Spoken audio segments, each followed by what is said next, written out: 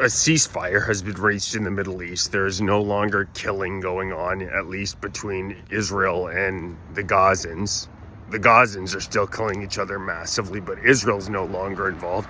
Yet in Canada, we still continuously have these masked mobs on our street screaming intifada in our lifetime, which means violent revolution, shutting our streets down, fully masked. You can only see the slits of their eyes. The most un-Canadian protests I've ever seen. I can tell you for a fact that 99.99% of these people are non-Canadians in spirit. That's definitively true. I've been at several protests throughout my life, and never has the anger, hatred, despise for both Canada and the West been on display like it is at these rallies, still rolling out their fake body bags, still screaming at anybody who gives any indication they aren't fully on their side.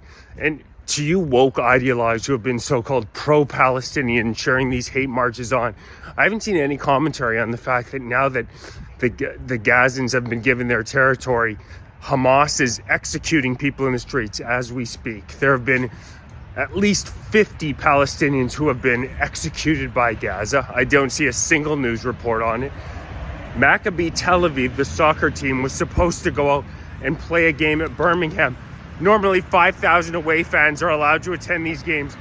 Wasn't the case. Can't bring a single away fan in the UK, because they claim they cannot ensure that it's going to be safe for the Jewish fans out at the game.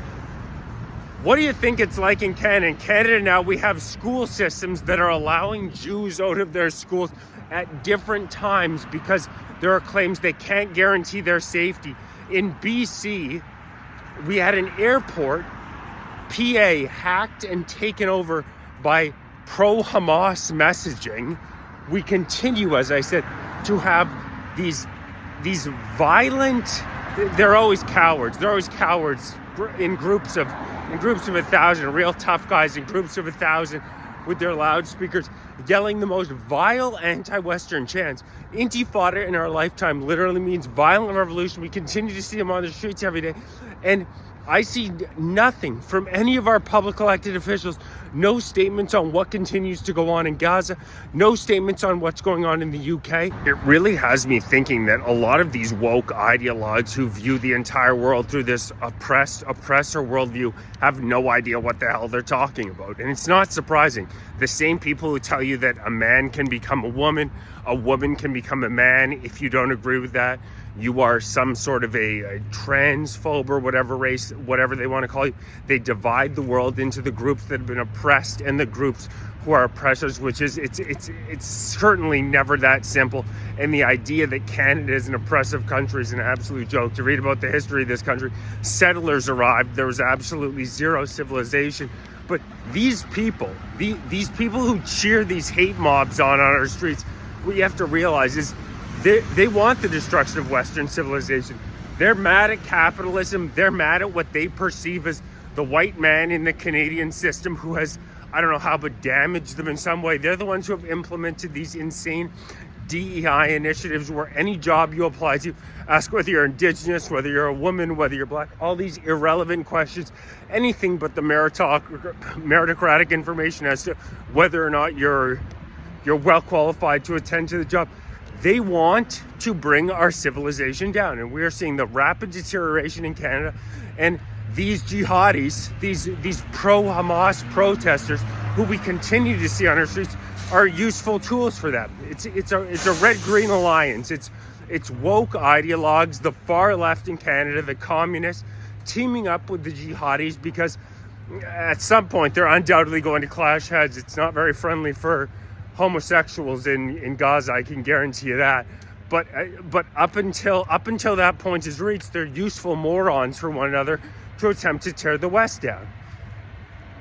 In Canada, we have a record number of mosques now built. You are deemed some sort of a Islamophobe if you point out the fact that it's an incredibly violent religion.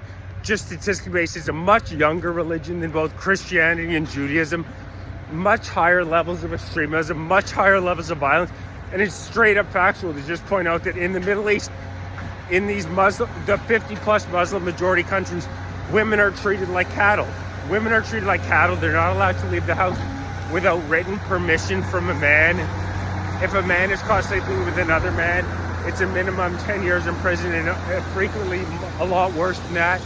If you blaspheme against so-called Allah, you are frequently killed. These are not Western values. These are not Canadian values, but that's part of the package for these liberals. They actually like that because they're so mad at Western society.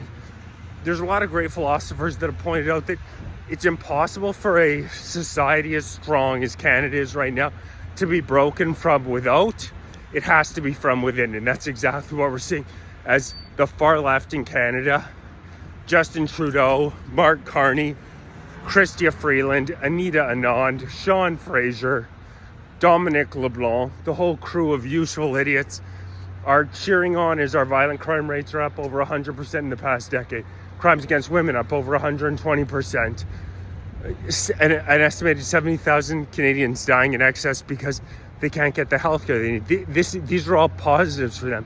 These are good things, and real Canadians can see what's going on. You walk around in our streets every day, there never used to be these hate mobs in our streets. They can't go out anytime without seeing the most violent, hateful rhetoric you've ever seen, literally being escorted around by the police. It's disgusting. It's anti-Canadian. Canadians need to stand up and say enough is enough of this bullshit. Reach out to your MPs, demand that they call an election as soon as possible. We need an election, and we need an election yesterday.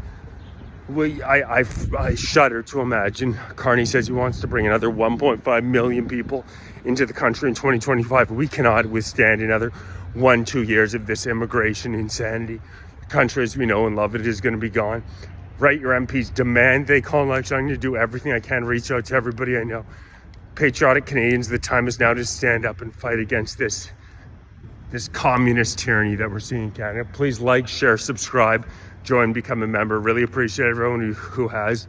If you're watching on TikTok, make sure you're following on YouTube, youtube.com/@5forcanada2025. Canadian patriots need to stand up.